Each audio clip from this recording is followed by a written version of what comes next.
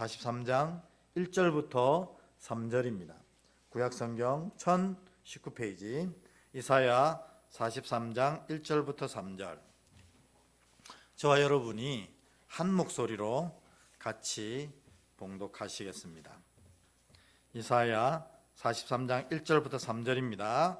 시작. 야곱아, 너를 창조하신 여호와께서 지금 말씀하시느니라. 이스라엘아, 너를 지명하신 이가 말씀하시느니라. 너는 두려워하지 말라. 내가 너를 구속하였고 내가 너를 지명하여 불렀나니 너는 내 것이라. 내가 물 가운데로 지날 때에 내가 너와 함께 할 것이라.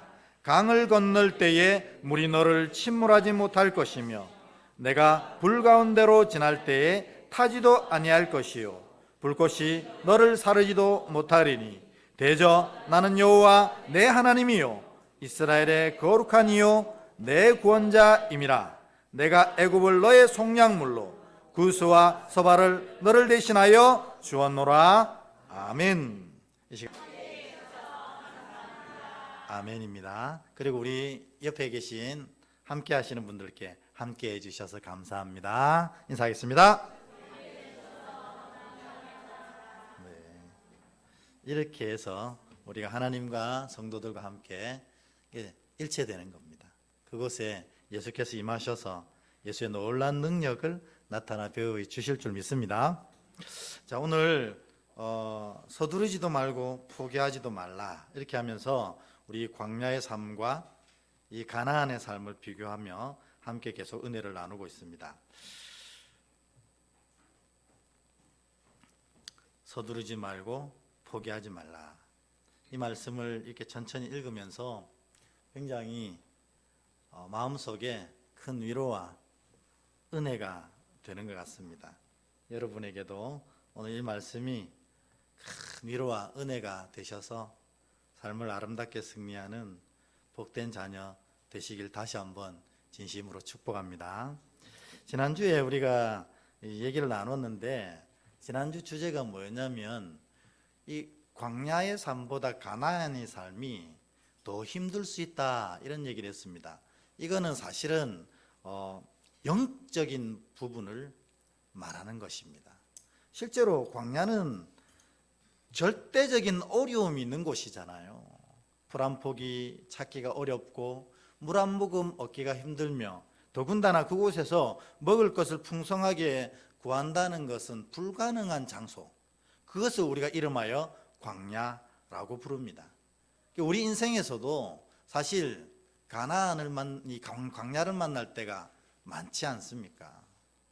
때로는 내 뜻과 내 힘대로 되지 않고 정말 어디 한 군데 내 마음을 털어놓을 때도 없을 때가 많지 않습니까? 그럴 때 이 광야가 주는 진짜 좋은 은혜가 뭐냐면 하나님밖에 볼 수가 없는 거예요. 사람한테 얘기해봐야 괜히 뒷말만 생기고 얘기해봐야 도움도 하나도 되지 않고 세상 어디를 둘러봐도 나를 도울 자 없을 때 우리가 하나님만 바라볼 수 있는 곳이, 하나님 바라볼 수밖에 없는 곳이 광야입니다. 그래서 어떻게 보면 광야에서 더 큰 은혜를 누릴 수 있게 되는 것입니다. 이스라엘이 그랬거든요. 광야 가면서 광야에 제일 먼저 물이 없으니 어떡합니까? 반석에 물을 쳐서 실컷 마십니다. 그리고 먹을 것이 없으니 만나와 메추라기로 매일 배불리 먹습니다. 오직 하나님께서 주시는 은혜로 말미암아 이 광야를 아름답게 지내갈 수 있게 된 것입니다. 광야기 때문에 얻는 은혜였습니다. 근데 가나안에 딱 들어가면서 이 모든 하나님의 은혜는 사라지고 이 가나안 땅이 주는 소산을 누리게 됩니다. 그런데 주님이 말씀하실 때 또 정탐꾼이 가서 볼 때에 가나안은 진짜로 젖과 꿀이 흐르는 풍성한 땅이라 이렇게 얘기할 만큼 비옥한 땅이었습니다. 물론 애굽 같지는 않았죠. 그러나 광야에 비하면 정말 젖과 꿀이 흐를 만한 귀한 땅이다 이렇게 고백했습니다. 그런데 이게 문제가 되었습니다. 가나안에 가서 이스라엘 백성들이 풍요로움을 누리면서부터 광야에서처럼 하나님만 바라보지 않으면 안 되는 삶이 사라졌기 때문에 하나님을 바라보는 것을 멈추게 되고, 오히려 뭘 보냐면 그 땅의 신 바알을 농사의 신이요 풍요의 신이라고 가나안 사람들이 주장하는, 그래서 그들에게 농사를 배우면서 이 신도 함께 배운 거예요. 그래서 하나님 바라보는 것을 멈추고 풍요를 바라보고 이런 바알을 바라보고 이렇게 되어지는 것입니다. 우리도 가나안 살다 보면 이렇게 됩니다. 이건 우리가 나빠서가 아니고 우리의 본성이 그렇다는 것입니다. 그래서 조금 형편이 나아지면은 하나님이 주신 그 놀라운 은혜를 잊어버리고 늘 하나님 바라보던 그 삶을 놓치고 이 풍요만 바라보며 살아갑니다. 그래서 그때부터 누구의 말만 따르냐면 하나님의 명령만 쫓던 자들이 이제는 돈의 명령을 쫓기 시작합니다. 이게 바알이지 않습니까? 여러분은 지금 뭐만 바라보시고 누구의 명령을 쫓고 있는지 조금 살펴보실 필요가 있습니다. 내가 진짜 하나님만 바라보고 있고 그리고 하나님의 명령만 쫓는다면 정말 아름다운 은혜 가운데 살아가는 자가 되지만, 조금 풍요로워졌다고 그 귀한 것들 다 놓치고 세상을 바라보고 또 돈이 하는 명령을 쫓아간다면 여러분 어떤 일이 일어나게 되는가? 다시 광야로 보내지게 되는 겁니다. 그래서 이 목회자가 성도를 바라볼 때 제일 안타까운 장면이 그겁니다. 뭐냐면 다시 광야로 나갈까 봐. 여러분들이 말씀을 잘 지키고 믿음으로 아름답게 살아간다고 제게 달라지는 건 크게 없습니다. 저는 또 하나님 앞에 한 사람으로서 하나님을 바라보고 하나님의 말씀을 잘 지키며 살아가면 하나님께서 저의 삶을 지키시는 겁니다. 그런데 목회자이기 때문에 내 삶뿐만 아니라 성도들의 삶을 같이 바라보게 됩니다. 근데 성도들이 가나안의 풍요 때문에 가나안만 바라보며 살고 하나님 명령만 쫓던 자들이 이젠 서서히 돈의 명령을 쫓기 시작하고 살아가는 걸 보면 마음속으로 이 안타까운 마음이 드는 거예요. 뭐냐면 또 광야로 나가지 않을까 하는 겁니다. 왜 그렇습니까? 인생은 광야를 지나서 천국으로 가는 과정이기 때문에 그렇습니다. 그러니까 누구든지 이 광야를 지나지 아니하면 천국으로 갈 수가 없어요. 왜냐하면 천국의 본질이 뭐냐면 하나님과의 깊은 관계 속에 살아가는 곳, 그것이 천국인데, 그 하나님과의 깊은 관계성은 하나님을 바라보는, 하나님만 바라보는 이 행위를 통해서 이루어지는 것이기 때문에 그렇습니다. 그러니까 여러분, 우리 인생에 하나님이 광야를 허락하시는 건 요놈들 한번 혼나봐 이렇게 하시는 게 아니라는 거예요. 이거는 믿음이 좋은 사람이든 믿음이 부족한 사람이든지 다 주시는 인생 프로그램입니다. 그 프로그램의 핵심이 뭐냐면 그것을 통해서 하나님을 바라보는 훈련을 제대로 하라는 겁니다.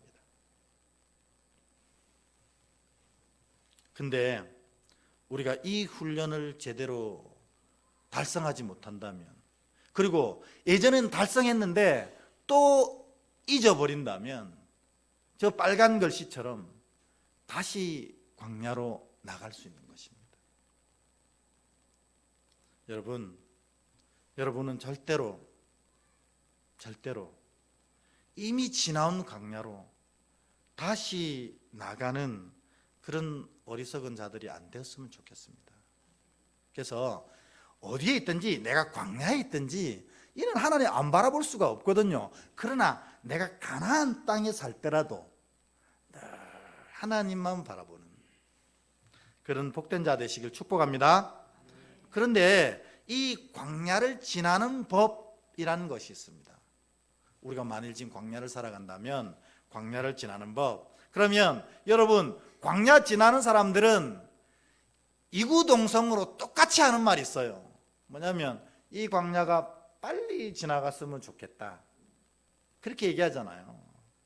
근데 여러분, 그러면 잘못 광야를 지나는 겁니다. 광야는 빨리 보내는 곳이 아니고 이 광야에서 우리가 다 배웠지 않습니까? 뭘 하는 곳이라고요? 하나님 바라보는 거 훈련하는 곳입니다. 그러니까 광야의 기간이 어떻든, 광야의 고통의 깊이가 어떻든 그것은 사실 크게 상관이 없어요. 내가 광야에 있다면 이 일을 통해서 하나님이 나를 다시 하나님 바라보도록 하게 하시는구나. 그래서 광야에서 하나님 바라보는 훈련을 하면 되는 것입니다. 그게 바로 광야를 살아가는 비법입니다. 그러고 나면 두 번째 뭐하냐? 하나님 바라보는 삶이 회복되고 나면 이제 가나안에서의 삶을 준비하면 되는 것입니다. 이런 사람들, 광야를 이렇게 지난 사람들이 가나안 땅의 복, 즉 젖과 꿀이 흐르는 땅의 복을 누리게 되는 것입니다. 여러분, 성경 보면 똑같은 것처럼 보이는데 그 결과가 완전히 달라지는 사람들이 참 많습니다. 그 대표적으로 누구냐면 다윗과 사울, 사울과 다윗입니다. 이 사람들이 누구입니까? 이스라엘의 첫 번째 왕이 사울이지 않습니까? 그리고 그를 이었던 왕 다윗입니다. 그런데 이 두 사람의 차이점이 뭘까요? 사울은 결국 왕이 되어져서 하나님 거룩한 이스라엘을 통치하면서 하나님 역사를 이루어 가다가 어느 순간에 교만해집니다. 그래서 자기가 사무엘이 드려야 될 제사를, 자기가 사무엘 늦게 온다고 제사를 드려버리고 하나님이 하신 명령들을 여러 가지 핑계로 어기기 시작합니다. 그리고 나서 결국 이 왕의 자리에서 쫓겨날 뿐만 아니라 그와 그의 아들들이 한자리에서 다 몰살당하는 안타까운 일을 경험하게 되는 것입니다. 근데 다윗은 어땠습니까? 다윗 시작은 정말 비참했습니다. 그는 그의 아버지도 무시하는 자였어요. 사무엘이 기름 부으러 왔을 때 그의 아버지 이새가 자기 아들들을 다 보여주었는데 이 아들만큼은 숨기고 싶었어요. 왜 그랬을까요? 자기가 생각할 때 볼품이 없는 겁니다. 사무엘이 왔는데 이 아들을 보면 나를 업신여길까 봐 이 아들은 보여주고 싶지 않은 거예요. 여러분, 혹시 여러분 자녀들 중에, 여러분 가족 식구들 중에 이 사람은 다른 분한테 보여주고 싶지 않다 하는 분 계신가요? 다윗이 그런 자였습니다. 그러니까 매일 그냥 넌 나가서 양이나 쳐 이랬던 자였습니다. 그리고 하나님이 그를 이쁘게 보시고 귀히 보셨어요. 왜 그러냐면 그는 혼자 양을 치면서도 혼자가 아니었습니다. 늘 하나님 바라보며 하나님을 목자 삼고 살아가던 자였어요. 그러니까 하나님이 그에게 복을 주실 수밖에 없었어요. 그래서 사울을 이어서 이스라엘의 두 번째 왕으로 삼아 주셨는데 이 사울이 이 사실을 알고 다윗을 죽이고자 일평생 다윗을 쫓아다녔습니다. 그러니까 이 다윗이 도망가다가 이스라엘 땅에는 피할 데가 없어서 블레셋 땅 적지로 넘어가서 미친 척하며 살아갔던 자였습니다.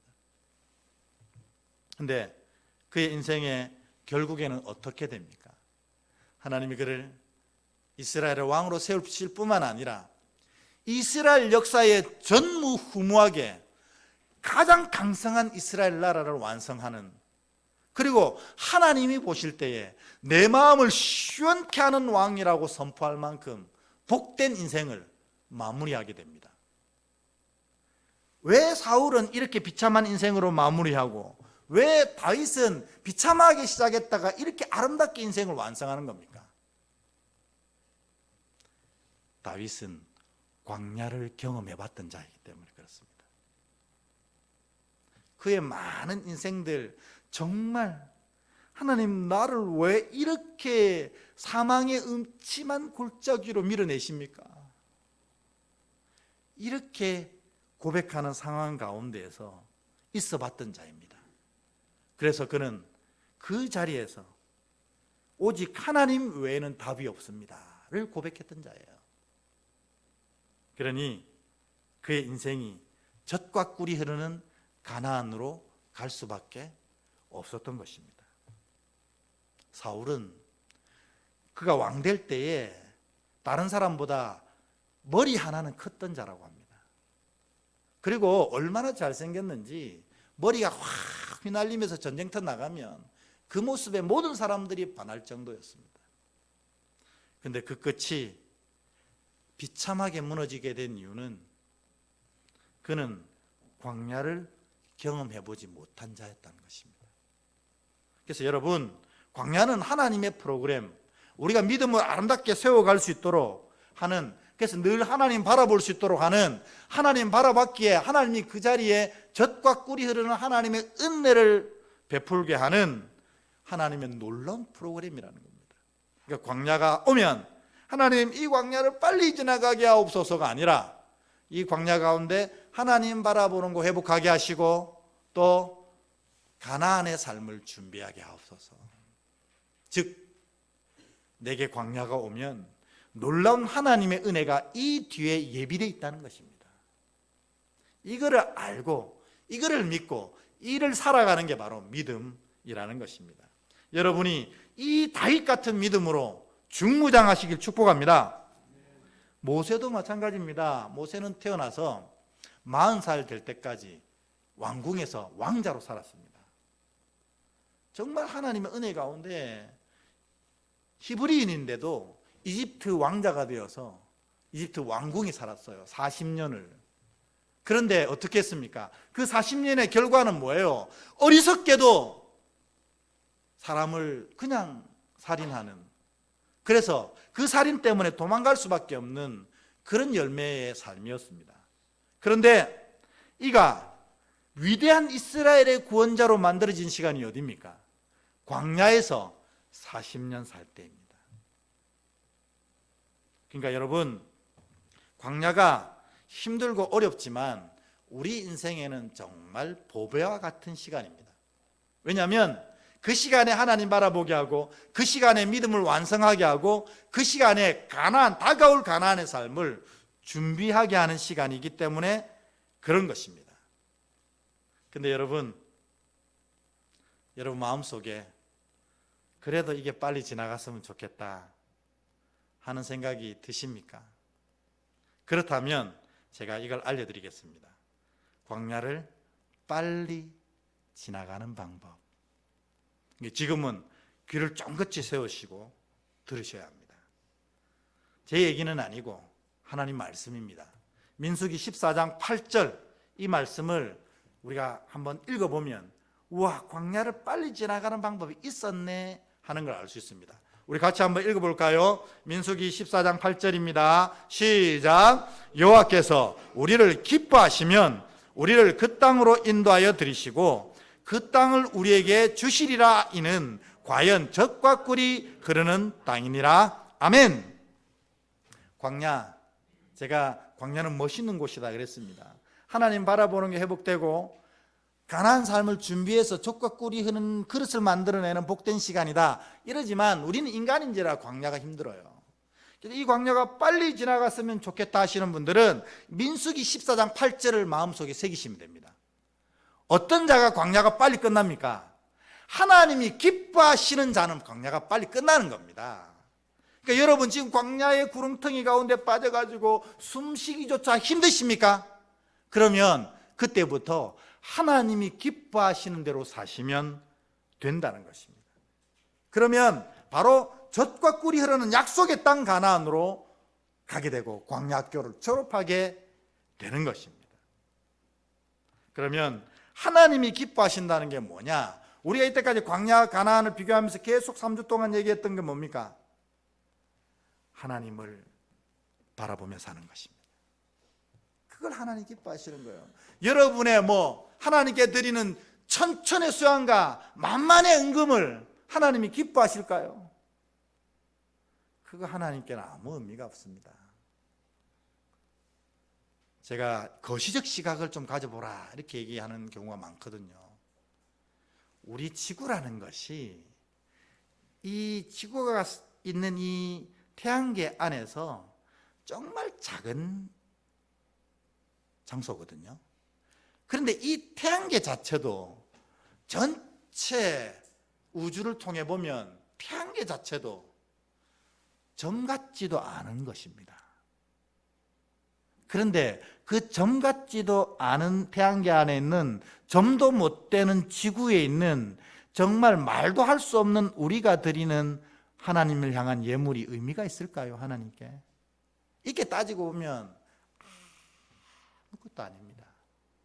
하나님이 유일하게 이런 어리석고 부족한 우리를 인정하시는 게 뭐냐면, 그럼에도 불구하고 그 조그맣고 어리석고 모자란 것들이 하나님을 바라보는 거예요. 그러면 하나님이 기뻐하시는 겁니다. 오늘 그 뒤에 보면 순종이라고 되어 있습니다. 여러분, 하나님 바라보며 사는 사람이 하나님을 불순종할 수 없습니다. 그래서 이게 마음속에 있는 하나님을 향한 이 고백, 오직 주만 바라보나이다 하는 이 고백이 겉으로 드러나게 될 땐 순종이라는 것으로 드러나는 겁니다.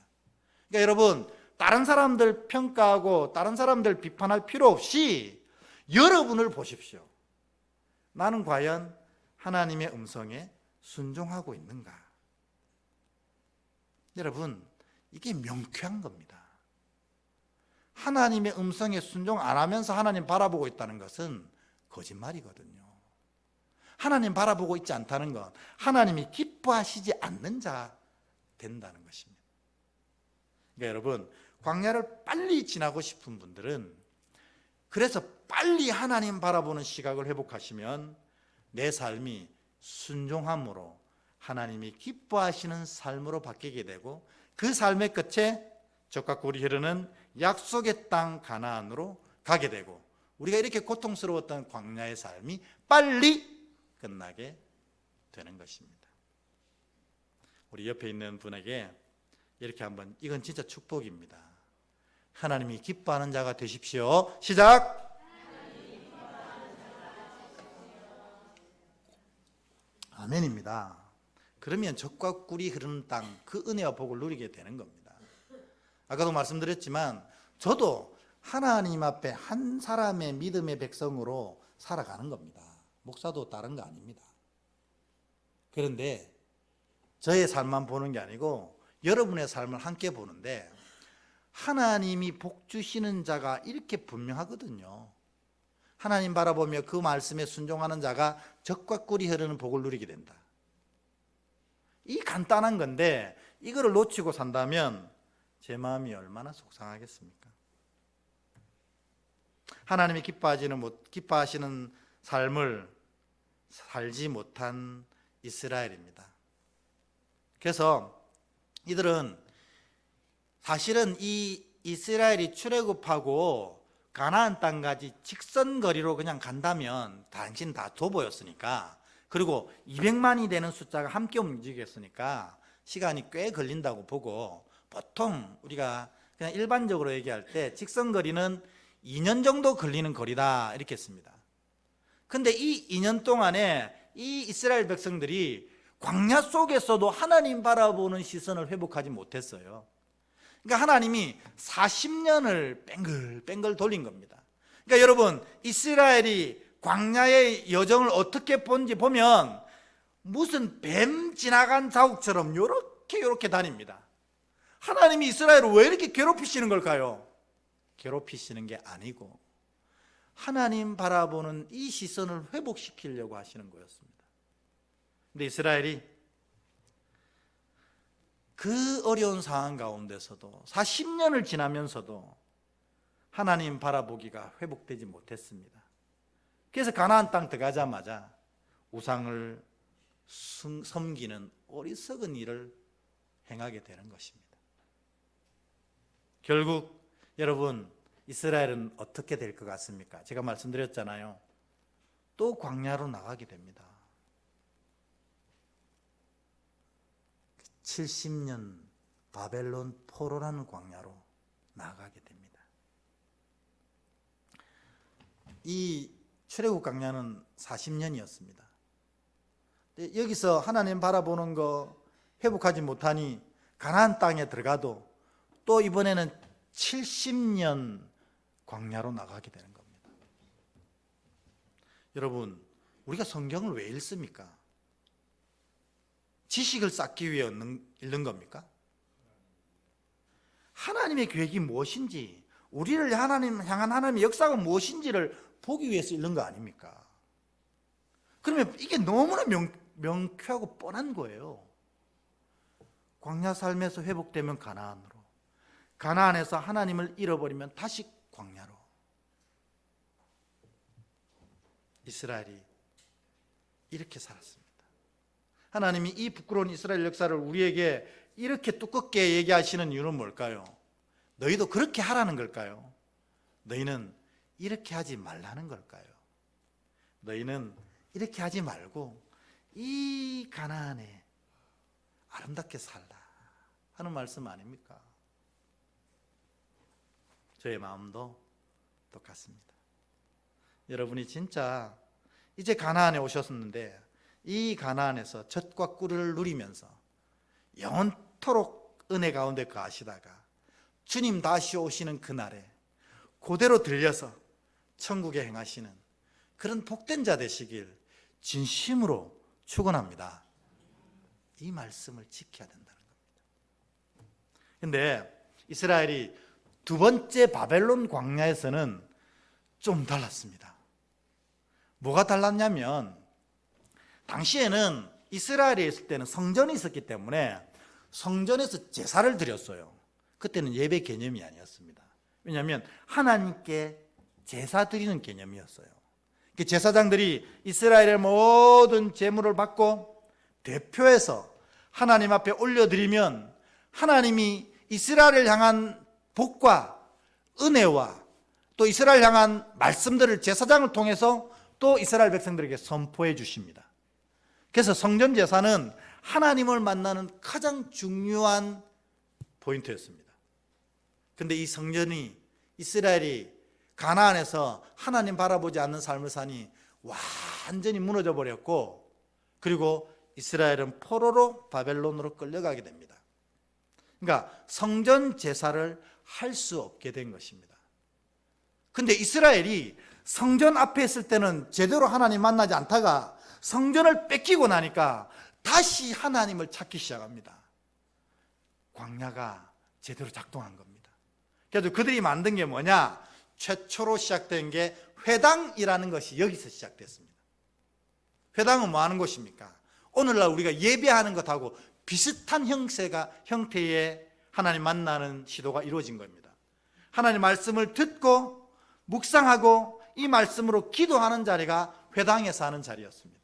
성전 제사는 안 되니 말씀 예배로 바꾸기 시작한 거예요. 그래서 여러분, 이 회당 예배가 시작되면서 바벨론에서 회당 예배를 드리기 시작하면서부터 이스라엘 백성들이 뭘 쓰기 시작했냐면, 이때까지 모든 성서는 구전으로 다 내려왔거든요. 이스라엘은 모세오경을 다 외웠어요. 그러니까 그냥 자녀들에게 말해서 가르치는 겁니다. 그런데 그때부터 이 성경을 쓰기 시작했다는 거예요. 그래서 이 시기에 대부분의 구약 성서가 이 포로기에 쓰여졌다는 겁니다.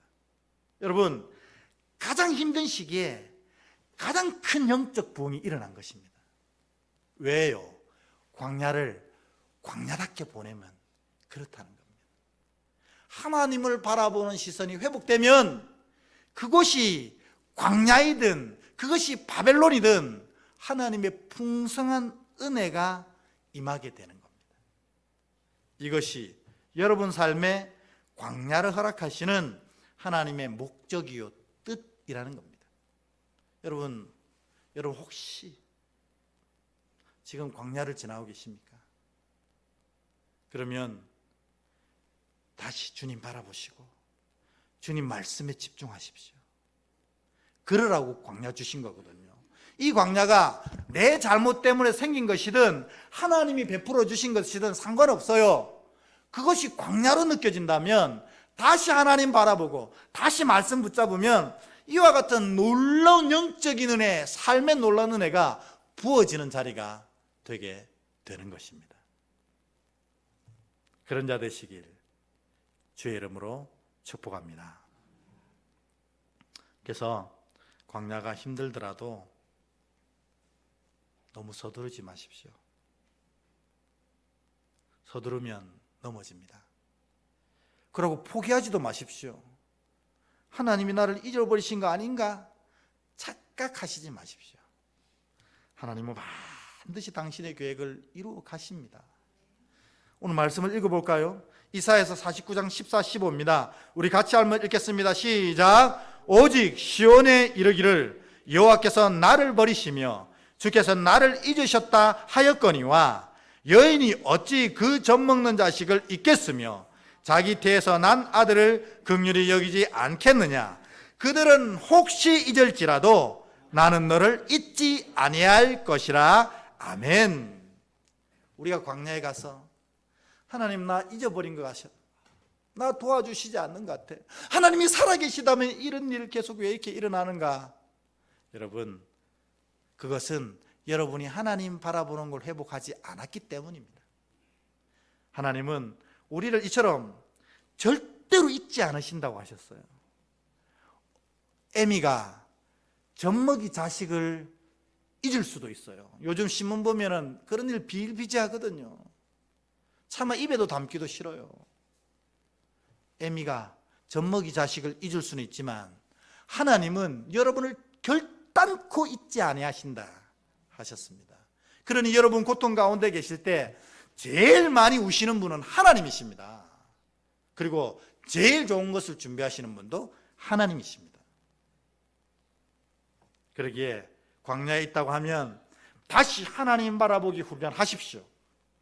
말씀을 묵상하고 기도하십시오. 그러면 하나님이 기뻐하는 삶이 되어서 우리를 회복시키시고 가나안으로 이끌어 가시는 것입니다. 이게 바로 하나님의 말씀의 본뜻이라는 것입니다. 이 캐서린 마샬이라는 분이 기도의 모험이라는 책을 썼습니다. 여기 보면 되게 좀 오래된 책이긴 합니다만 은혜가 됩니다. 근데 여기에 내용 중에 이런 내용이 있어요. 한 성도가 정말 힘든 거예요. 삶이 무너져가고 막 진짜로 광야 중에 상광야를 당한 거예요. 여러분 그런 경험할 수 있거든요. 저도 살아가면서 그런 일 참 많이 경험했습니다. 저도 예전에 사업을 좀 했었거든요. 학교를 일찍 졸업하고 사업하면서 사업이 너무너무 잘 되었습니다. 우리나라에 처음 시도하던 사업이었는데 그게 너무 잘 돼가지고 웃은 얘기지만 돈 좀 만졌습니다. 근데 가나안 땅이 오니 하나님 바라보는 거 잊어버리는 것처럼 저도 그랬던 것 같아요. 하나님이 이 가나안을 다 제거하시고 저로 광야로 들어가게 하셨어요. 그러니까 정말 그때 제 느낌은 좌우가 다 엄청난 벽으로 막히고 앞도 내가 넘을 수 없는 벽으로 막히고 뒤로 또 돌아갈 수 없는 벽으로 막히고 양 앞뒤 사방이 다 막혀지는 경험이 느껴지는 겁니다. 사업하는 사람들에겐 그걸 부도라고 합니다. 어린 나이에 사업하다가 이제 부도의 지경에 와 있습니다. 근데 여러분, 앞이 막히고 양옆이 막히고 뒤가 막혔는데 하나님의 은혜인 것은 항상 뭐는 열려 있습니까? 위는 열려 있더라고요. 그래서 그때 제가 주님 당신의 뜻대로 하옵소서. 제가 하나님이 6살 때 사명으로 불러주셨는데 그때까지 도망 다녔거든요. 그러니까 하나님이 부르시다 지치시니까 광야에 상광야로 내모시더라고요. 그래서 주님 뜻대로 하옵소서. 그리고 제가 오늘 여기에 선 것입니다. 마샬도 그 책의 한 성도가 그런 지경에 빠진 거예요. 정말 이제 죽을 수밖에 없는 지경, 삶이 너무 고통스러워서 자살하고 싶다는 마음밖에 안 드는 그런 지경에 와 있어요. 근데 설교를 듣고 은혜가 돼가지고 이 성도가 기도했답니다. 하나님, 이 고통 가운데 나를 건져주셔서. 이 얘기밖에 안 했대요. 드디어 하나님이 감동하셔서 응답하셨어요. 뭐라고 응답하셨는지 아세요? 지금 죽을 것 같고 자살하겠다고 소리치고 있는데 하나님이 응답하신 게 뭐냐면, 얘야 기다려라, 이러는 거예요. 여러분, 은혜 될 것 같죠? 더 죽을 것 같습니다. 진짜 힘들면 잠시도 기다리는 거 힘들거든요. 여러분, 좀 우스운 얘기고 그렇지만 여러분, 정말 화장실이 급할 때 문 똑똑똑 두드렸는데 안에서 네 이러면 절망적이잖아요. 근데 그 사람이 안 나와. 똑똑 두드리면 곧 나가요 합니다. 근데 하나님이 기다려라 하는 거예요. 이 성도가 하나님도 너무하신다. 근데 별 수가 없는 거예요. 이래도 죽고 저래도 죽으니 그냥 3일을 죽었다 생각하고 기다리자 했는데, 진짜 3일 후에 하나님이 그의 일들을 일시에 해결해 가시는 걸 본 거예요. 그러니까 이 성도가 하나님 3일 기다리자고 한 건 아니고 그냥 이래도 죽고 저래도 죽은 거 기다리라 하시니까, 그 음성은 분명하니까 기다리라 하시니까 기다려야지 했는데 딱 3일 후에 모든 걸 다 해결하시는 걸 경험한 거예요. 그런데 이 성도가 그 믿음이 있었나 봐. 그거를 딱 경험하고 뭐가 생각난 줄 아십니까?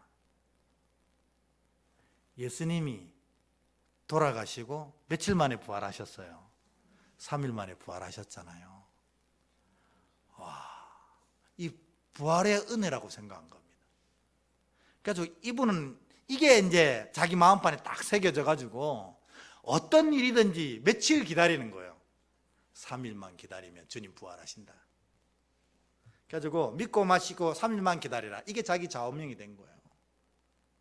그러니까 하나님이 진짜로 믿고 맡기고 3일 기다린 자에게 다 이루어 가시더라는 겁니다. 여러분도 지금 힘든 일 있고 고통스러운 기도 제목 있으십니까? 요 빨간 것대로 해보십시오. 부활의 은혜가 임합니다. 우리는 이 3일 못 기다리는 게 우리입니다. 그래가지고 뭐 인간적인 방법을 쓰고 몸부림치고 애를 씁니다. 주님께 맡겨야 합니다. 주님께 다 맡기고 나면 주께서 부활의 은혜로 허락하시는 겁니다. 우리 이 빨간 글자 우리 한번 같이 읽어보겠습니다. 시작. 믿고 맡기고 3일만 기다려라. 아멘. 주님이 다 이루어 가시는 것입니다. 근데 여러분, 광야 중에요, 요 얘기하고 마치려고 하는데, 여러분 다 광야를 살아가실 텐데 광야 중에 제일 힘든 광야가 어떤 광야인 줄 아세요?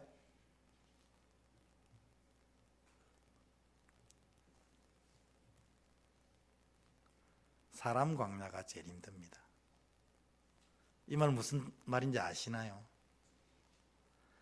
나를 힘들게 하는 사람이 있으면 진짜로 힘듭니다. 상황이 힘든 것하고 형편이 어려운 것하고 비교할 수 없는 고통이 있습니다.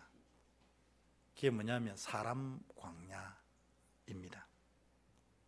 근데 또 그러면 안 만나면 되지 이러면 돼요. 안 만나면 되는 사람은 진짜 아무것도 아니에요. 근데 어쩔 수 없이 만나야 되는 사람이 사람 광야거든요. 이 사람 광야가 하나님 우리에게 주시는 제일 크고 힘든 광야입니다. 이걸 어떻게 극복할 건가 하는 얘기예요.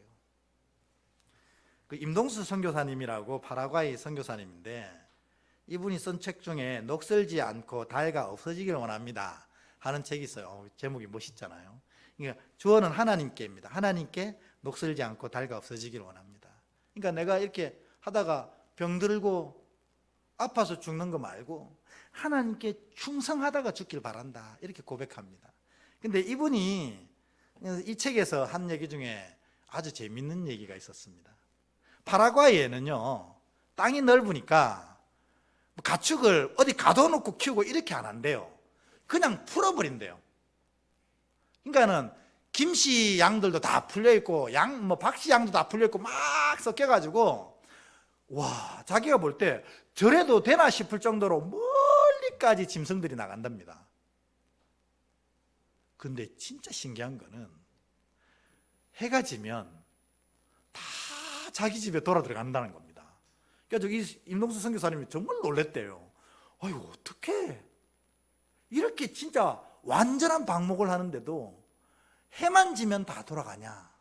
왜 돌아갈까요? 그곳이 자기 집이니까 돌아가는 거거든요.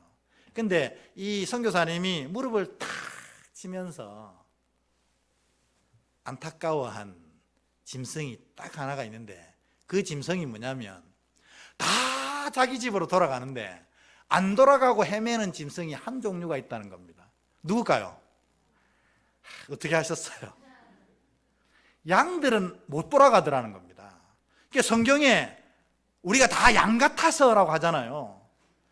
임도수 선교사님이 이걸 보니까 너무나 잘 알겠는 거예요.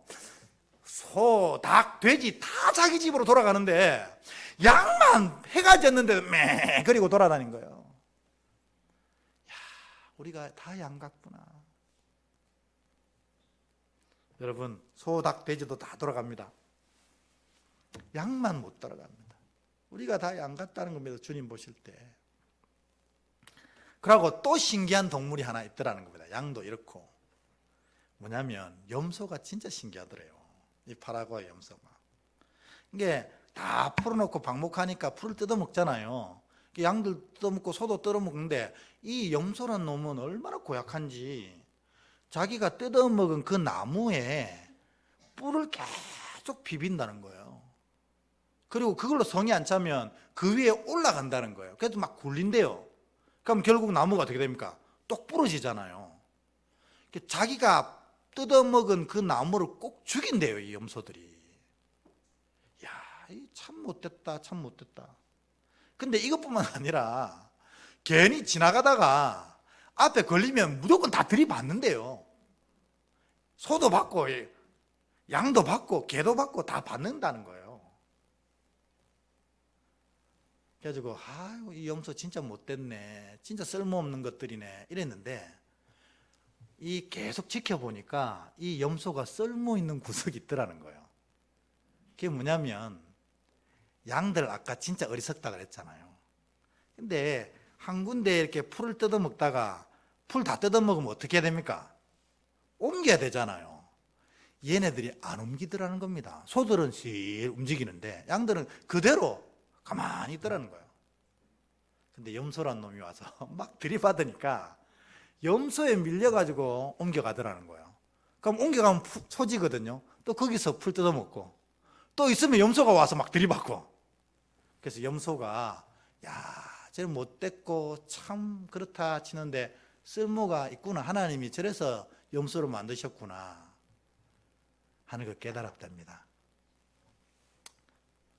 사람 광야 얘기하면서 왜 이런 얘기할까요? 이 사람 광야가 염소들이잖아요.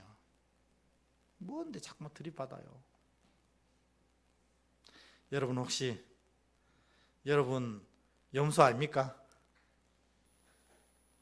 내가 누구에게 염소가 되어 있지 않습니까? 저도 그것 때문에 굉장히 두렵습니다.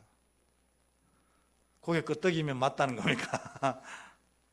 누구에게 염소가 될까 봐 두렵습니다.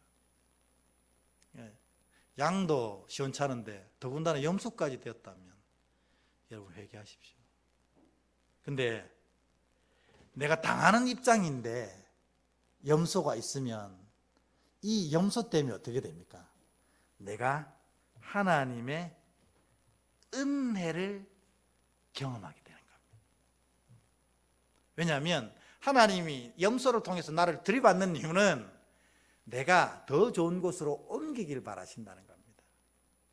더 좋은 은혜를 깨닫기를 바라신다는 거예요. 더 좋은 풀을 먹길 바라신다는 겁니다. 그러니까 여러분, 사람 광야가 여러분에게 오면 이렇게 이해하시면 됩니다.